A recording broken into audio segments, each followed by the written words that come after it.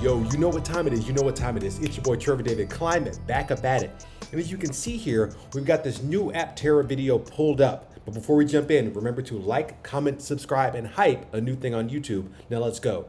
So this video is called The Data is in, Solar Works. Now, at this point, Aptera is a legendary company. You know, it's much lauded, much anticipated. We're really waiting to see what's going to happen and when this vehicle is going to come out. I have confidence it will come out. I don't think before the end of 2026, but that's beside the point. I am certain it's coming out. A lot of people are like, oh, you know, they don't really think that, but we're not talking about that today. So the title of this video is, again, The Data is in, Solar Works. So let's see what Aptera is talking about.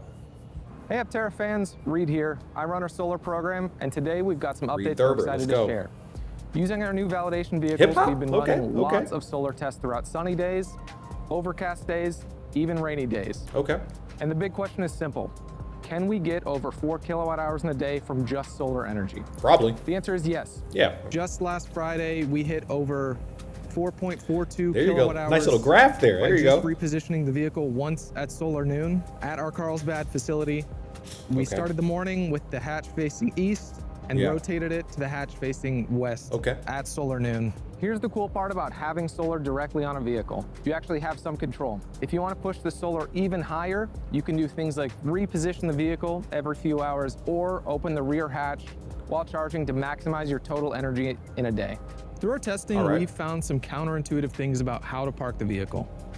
Previously, we anticipated we would be facing the hatch south or southwest because that's how you typically park a normal residential solar panel, is facing the equator. But because of the large curvature on our panels, we found that if you're gonna just park your vehicle and leave it all day, it actually is more beneficial to have the vehicle facing east or west to maximize the energy that you can get. We also have data on multiple cloudy and rainy days. On a day that began with rain and ended with clouds, we still pulled 3.3 kilowatt hours. We posted the solar output graphs from some of our testing at the link in the description if you want to look into the numbers yourselves.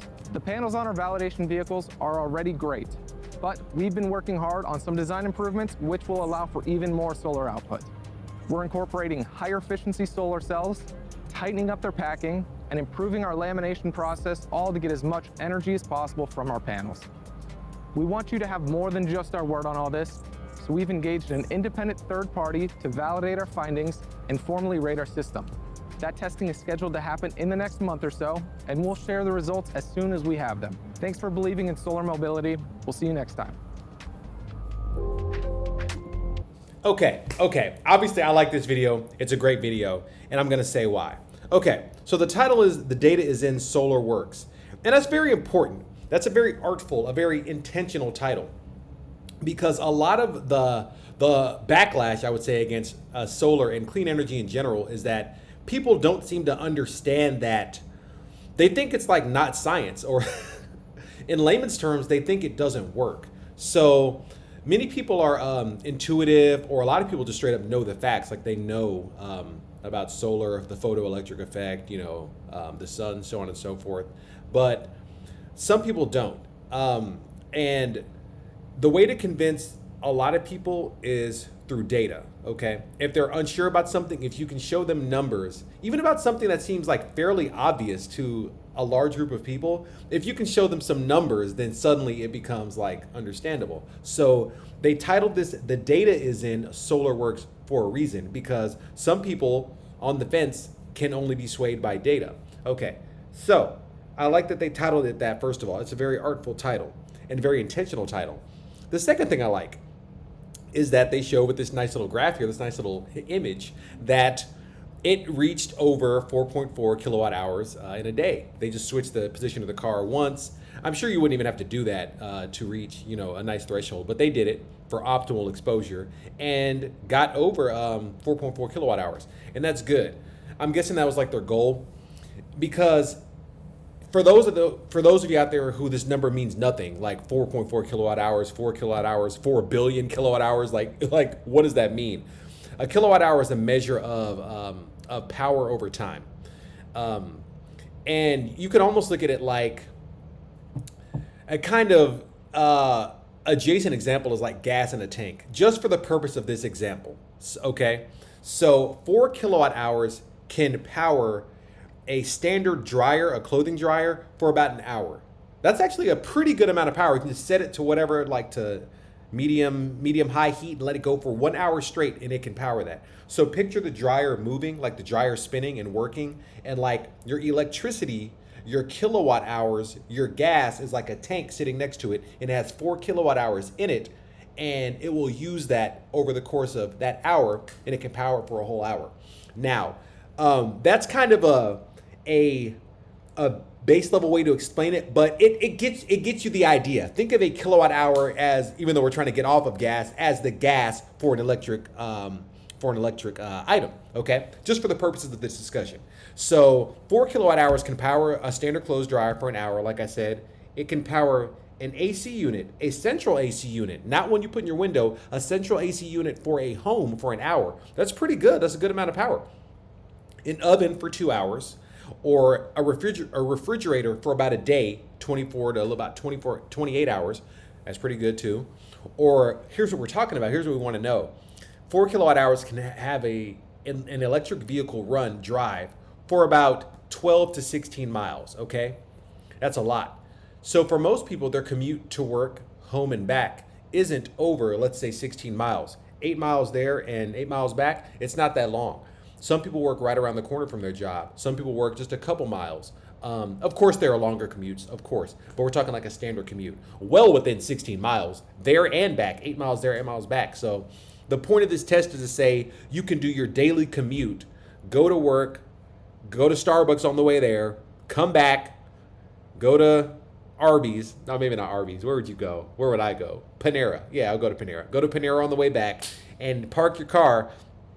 And not only did you, of course, you don't have to stop for gas. It's an EV. You never even had to plug it in because you're using the sun. Solar power. Okay? So that's what they're saying. You can get 16 miles out of a day without ever plugging it in, just off the sun. That's the dream. That's why this company is much anticipated. That's why it's lauded, because that is the dream. You can get a full day of driving at no cost, except for being, exposed to the sun, which is always there. So there you go. That's awesome. 4 kilowatt hours. That is great. Okay, so it goes on to say that they test it in all sorts of weather: rainy, cloudy, and of course clear.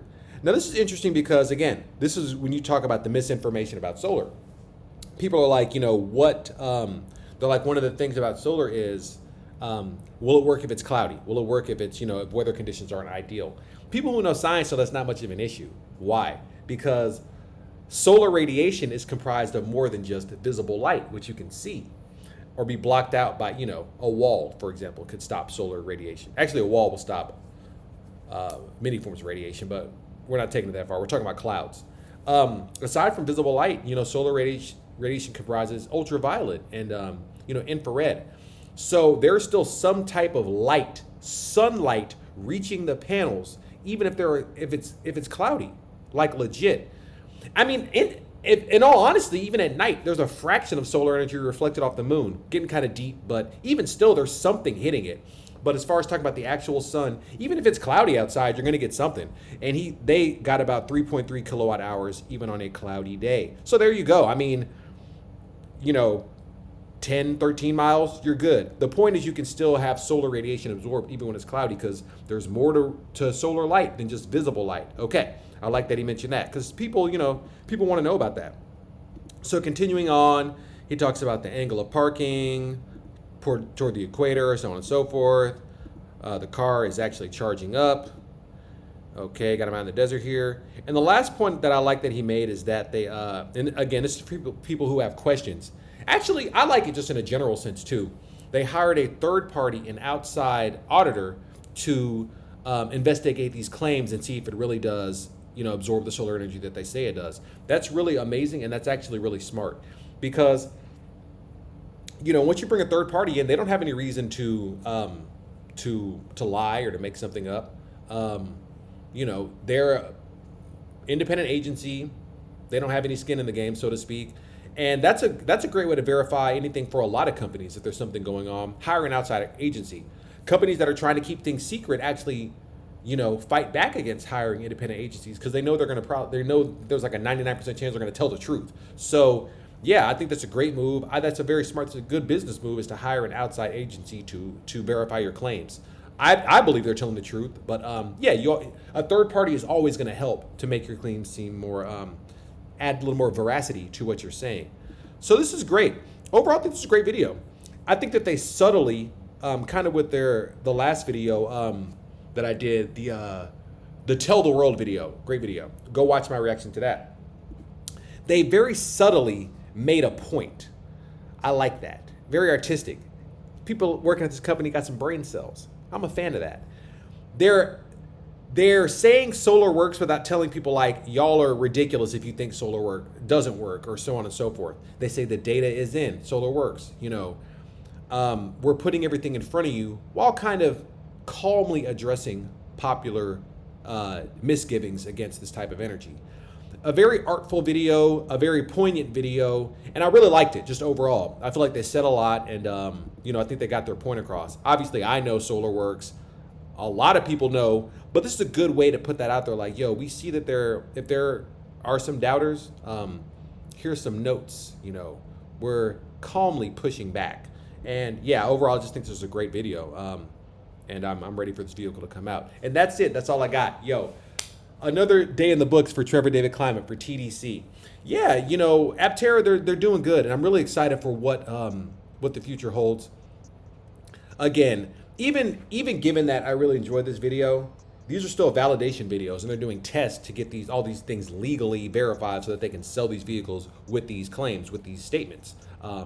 So the fact that they're doing validations in, what is it, early July, almost mid-July, I don't know. Like, I don't know if this car is going to be at the end of 2026, but it is coming out. Believe that.